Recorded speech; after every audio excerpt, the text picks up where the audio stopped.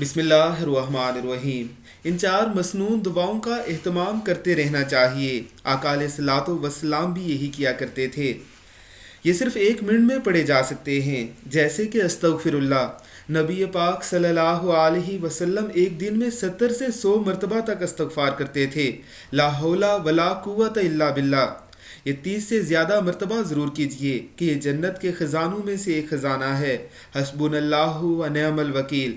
31 سے 33 مرتبہ حضرت ابراہیم علیہ السلام نے پڑھا جب انہیں آگ میں پھینکا جا رہا تھا تو اللہ کے حکم سے آگ گل و گلزار بن گئی تھی۔ یا حیو یا قیوم برحمتک استغیث 20 سے 22 مرتبہ۔ رسول اللہ صلی اللہ علیہ وسلم کو جب کوئی مشکل معاملہ پیش آتا تو آپ یہ پڑھتے تھے۔ نبی پاک صلی اللہ علیہ وسلم ہر وقت اللہ کا ذکر کرتے تھے۔ یہ ہم نے کم سے کم تعداد بتائی ہے، آپ اسے زیادہ سے زیادہ بھی پڑھ سکتے ہیں۔